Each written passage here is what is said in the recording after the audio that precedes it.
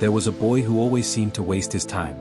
He would wake up late, scroll endlessly on his phone, and put off homework, chores, and even simple responsibilities. Every day, he promised himself he would be better tomorrow, but tomorrow never came. He would get lost in games, videos, and chatting with friends, while the hours slipped past him. His father noticed this, and one evening, he called his son to sit beside him. "Son," he said gently, "I need to tell you a story. A story you must hear, because it is about time, the most valuable thing a person can ever have. Listen carefully, and remember this." The boy reluctantly sat down, curious. "Once, there was a man named Ravi," his father began. Ravi was clever, charming, and full of ideas, but he had a terrible habit: he wasted time. Everyone knew it. Projects dragged on for weeks. Promises were broken. Deadlines were missed. People stopped trusting him, and opportunities slipped past him like sand through fingers. One day, Ravi went to see his old friend Aman, the father continued, lowering his voice for effect. Aman was organized, disciplined, and successful. He always made the most of every moment. Ravi hoped Aman could help him turn his luck around. So he told him about his wasted life, about the chances he had lost, about the frustration of watching other people move forward while he stayed stuck. Aman listened carefully, then smiled. "Ravi," he said, "I'm going to give you a chance. A chance most people would never get. But it's one that will test whether you truly value time." Ravi leaned forward eagerly. "Anything, Aman. What do I have to do?" Aman explained, "On a specific day, from sunrise to sunset, you may come to my house and take anything you can carry. Paintings, antiques, gold, whatever you want. But the moment the sun sets, the opportunity ends. No exceptions. You must be there on time and manage your hours wisely." Ravi's heart raced. Finally, a chance to change everything. He promised Aman he would be there, imagining himself wealthy, respected, and free from all the years he had wasted. But the morning of the day arrived, and Ravi's old habits betrayed him. He woke up later than he planned. Instead of rushing out the door, he decided to make a breakfast fit for a king: eggs, toast, fruit, juice, coffee, taking his time, savoring every bite. Hours slipped away while he lingered, enjoying food that would have been fine in 10 minutes. After breakfast, Ravi felt drowsy. "Just a short nap," he said, yawning. But that nap stretched longer than he imagined. When he woke, the sun was already high, spilling through his window in golden light. Panic hit him, but instead of running, he picked up his phone. One video led to another, and then social media, and suddenly, another hour vanished. By now, Ravi knew he was late. He hurried out, but even then, distractions found him. He stopped at a street stall for a snack. He waved to a friend he hadn't seen in months.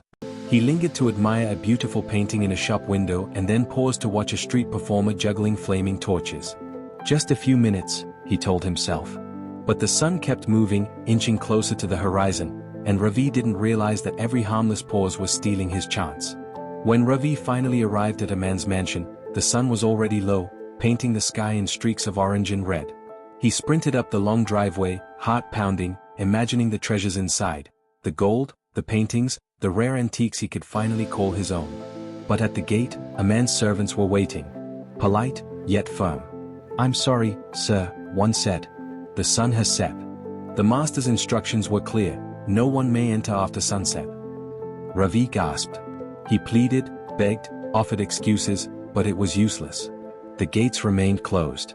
Every second wasted that morning, the breakfast, the nap, the scrolling, the distractions, had cost him everything. He walked onto the steps, empty-handed, heart heavy, realizing the true weight of wasted time. The father paused and looked at his son. "Do you see, son? Ravi could have had anything he wanted that day.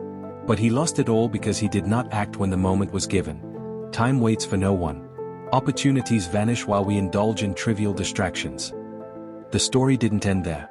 Ravi decided that day he would change. He began waking up early, focusing on what mattered, and completing every task he promised. Slowly, people noticed.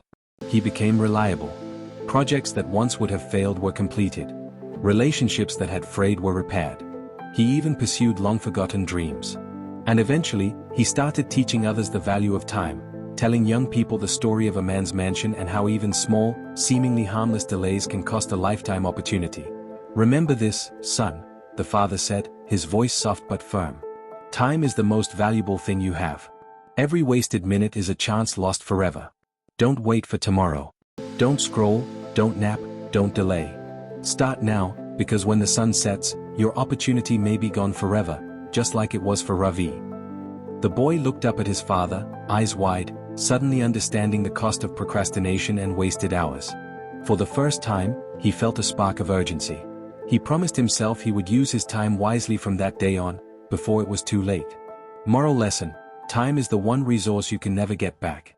Waiting for the perfect moment, indulging in distractions, and postponing important tasks will cost you opportunities that may never return. The key to a successful, fulfilled life is to act promptly, focus on what matters, and respect the hours you've been given. Bible verse, Colossians 4 verse 5, walk in wisdom toward outsiders, making the best use of the time. Action plan. 1. Prioritize daily. Write down 3 to 5 important tasks every morning and focus on completing them first. 2. Set time limits. Limit time on social media and other distractions. 3. Start immediately, don't wait for the perfect moment. Begin your tasks now, even if imperfectly. 4. Reflect each evening. Review how you used your day. Celebrate wins and identify moments you wasted. 5. Teach others. Share your experiences and lessons with friends or younger siblings to reinforce your discipline. If you enjoyed this video, don't forget to like, share, and follow for more. Comment to let us know where you're watching from.